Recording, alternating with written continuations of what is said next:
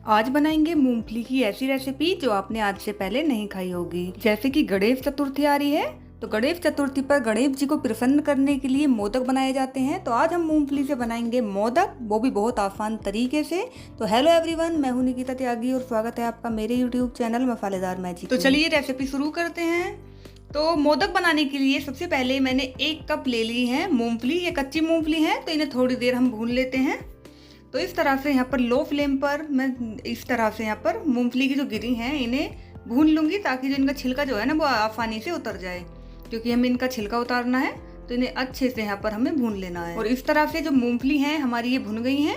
तो जब मूंगफली भुन गई हैं 2 से 3 मिनट का इन्हें टाइम लगा था भुनने में, तो मैं इन्हें निकाल लेती हूँ एक प्लेट में। इस तरह से मूंगफली भुनकर तैयार है, तो इन्हें थोड़ी ठंडी होने के लिए रख देते हैं। साथ ही इस पैन को हम दोबारा से गैस पर रख देते हैं और इसमें मैंने डाल दिया है 2 चम्मच भरकर ये घी। इस तरह से तो घी को गर्म हो जाने देंगे। उसके बाद ये मैंने बादाम और काजू लिए हैं थोड़े से। इन बादाम और काजू को भी यहाँ पर अच्छे से भून लेंगे। वैसे आपको बता दूं, मैं बादाम और काजू डालना बिल्कुल ऑप्शनल है, अगर आप डालना चाहें तो डालें, अदरवाइज आप मूंगफली की गिरी से भी सिंपल तरीके से बना सकते हैं मोदक इस तरह से। लेकिन थोड़ा टेस्ट बढ़ जाता है अगर हम ड्राई फ्रूट्स डालते हैं, तो इसलिए मैं यहाँ पर थोड़े से काजू और बादाम डाल रही हूँ। तो इस तरह से काजू बादाम को अच्छे से भूनने के बाद मैंने एक प्लेट में इन्हें भी निकाल लिया है। तो इन्हें भी थोड़ा ठंडा होने के लिए रख देते हैं। और साथ ही जो हमारी मूंगफली है ये थोड़ी ठंडी हो गई हैं, तो इस तरह से हाथ से हम रगड़ते हुए इसके जो छिलके को अलग हटा लेंगे और गिरी हम अलग कर लेंगे। काफ़ी आसानी से छिलका उतर जाता है क्योंकि मूंगफली अच्छे से भुन गई है, ये देखो। तो इस तरह से यहाँ पर जो सारी मूंगफली है इनका छिलका उतार कर हम अलग कर लेते हैं और गिरी हम काम में लेंगे। तो इस तरह से मैंने सारी गिरियों की जो है छिलके को उतार लिया है। और जो हमारी गिरी हैं इन मूंगफली की गिरी को हम एक मिक्सी के जार में इस तरह से ऐड कर देंगे, क्योंकि हमें इसको बारीक पीसना है। तो साथ ही जैसे मैंने मूंगफली डाली है, इसमें मूंगफली के साथ ही इसमें डाल दूंगी ड्राई फ्रूट्स। जैसे मैंने आपको बताया, आप चाहें तो डाल लें, अदरवाइज आप स्किप भी कर सकते हैं। या फिर आप कोई और ड्राई फ्रूट्स खाना पसंद करते हैं तो वो भी इसमें डालकर उसका भी पेस्ट तैयार कर सकते हैं। तो इस तरह से मैं यहाँ पर इन्हें बारीक पीस लूँगी। ये लीजिए, पानी वगैरह कुछ नहीं डालना है, बिल्कुल सिंपल तरीके से इसका एक बारीक सा पेस्ट बनाकर तैयार कर लेना है इस तरह से। ये देखो,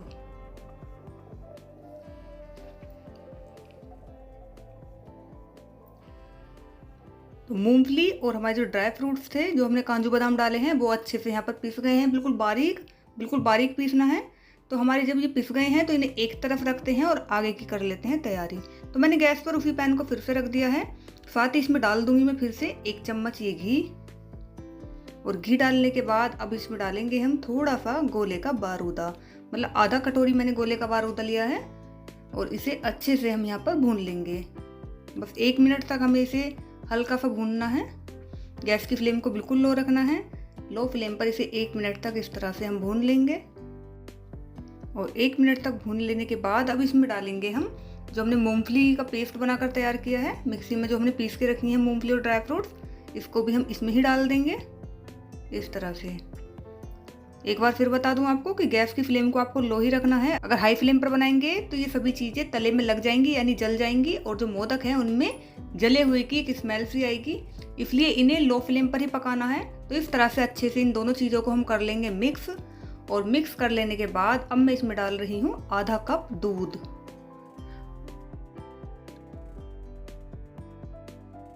और दूध डालने के बाद इसे अच्छे से मिक्स कर लेंगे। लगभग 2 से 3 मिनट का टाइम लगता है इसे भुनने में। तो बिल्कुल लो फ्लेम पर इसे 2 से 3 मिनट हम ऐसे ही भूनेंगे। जब तक दूध जो है बिल्कुल ना सोख जाए तब तक हम इसे ऐसे ही भूनेंगे।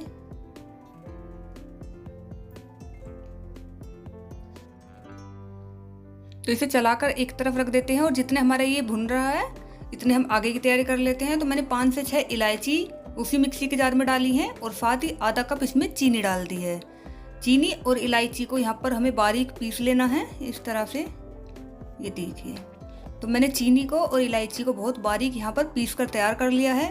साथ ही हमारा जो ये मूंगफली का पेस्ट था ये भी अच्छे से यहाँ पर ड्राई हो गया है, यानी जो दूध था इसमें वो बिल्कुल सोख गया है।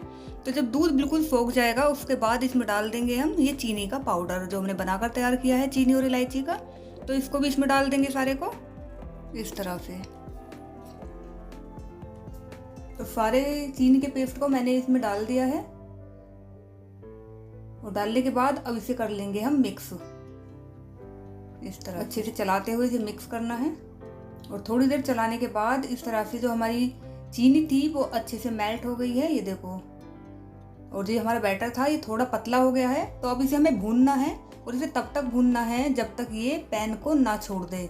तो गैस की फ्लेम को लो रखते हुए इसे भूनना है, लगातार चलाते हुए भूनना है। अगर आपने 1 मिनट के लिए भी इसे छोड़ दिया तो ये तले में लग जाएगा। तो इसे कंटिन्यू चलाना है। चलाने से क्या होगा, चलाने से एक तो ये नीचे से लगेगा नहीं यानी जलेगा नहीं, और साथ ही जो इसमें गांठें रह गई हैं ना, थोड़े से लम्स हैं ये आपको दिख रहे होंगे, और वो भी बिल्कुल खत्म हो जाएंगे इस तरह से चलाते चलाते।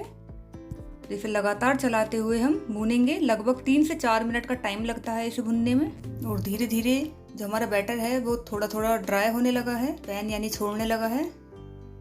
तो हम इसे लगातार चलाते रहेंगे। और इस तरह से आप देख सकते हैं कि जो हमारा मूंगफली का पेस्ट है उसने पैन को छोड़ना स्टार्ट कर दिया है। इस तरह से इसे चलाते रहेंगे। अब इसे 1 मिनट तक हमें और भूनना है।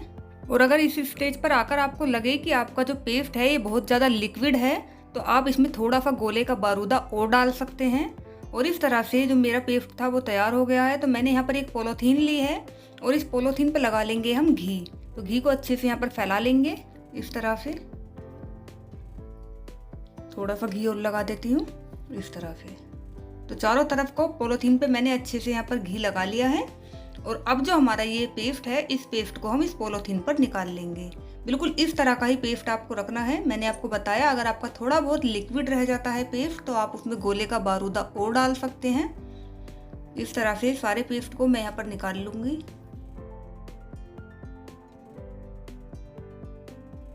तो इसे अच्छे से स्पून से छुटाकर निकाल लेती हूँ मैं। तो सारे बैटर को अच्छे से निकाल लेने के बाद इसे इस तरह से हम अच्छे से हाथों से इसे जैसे हम आटे का डो लगाते हैं उस तरह से यहाँ पर इसको तैयार करेंगे। थोड़ा गर्म है, हाथों को बचाते हुए। तो 2 मिनट तक हमें इसे इस तरह से ही करना है ताकि ये बिल्कुल सॉफ्ट हो जाए जैसे आटे का डो होता है। तो 2 मिनट तक इसे इसी तरह से मसलने के बाद हम इसे निकाल लेंगे एक प्लेट में इस तरह से। तो हमारा पेस्ट जो है ये बनकर तैयार है। इसके हम आसानी से मोदक बना सकते हैं। और एक बात, अगर आपके पास मोदक बनाने वाला मोल्ड नहीं है तब भी आप आसानी से मोदक बना सकते हैं। तो मैं आज आपको बिना मोल्ड के मोदक बनाना बताऊंगी। तो आपको इस तरह से हाथ से थोड़ा सा यहाँ पर एक बोल सी ले लेनी है पेस्ट की और इस तरह से देखो, इस तरह से इसे राउंड करते हुए इस तरह से मोदक का इसे आकार दे देना है इस तरह से। साथ ही मैंने यहाँ पर एक ये जो माचिस होती है, माचिस की ये तिली ली है और इसे इस तरह से यहाँ पर हम इसमें डिजाइन दे देंगे। तो मैं आपको 2 तरह से दिखाऊंगी। पहले मैंने माचिस से बनाया था तो माचिस से इतना क्लियर नहीं बना था, माचिस की तिली से ये देखो।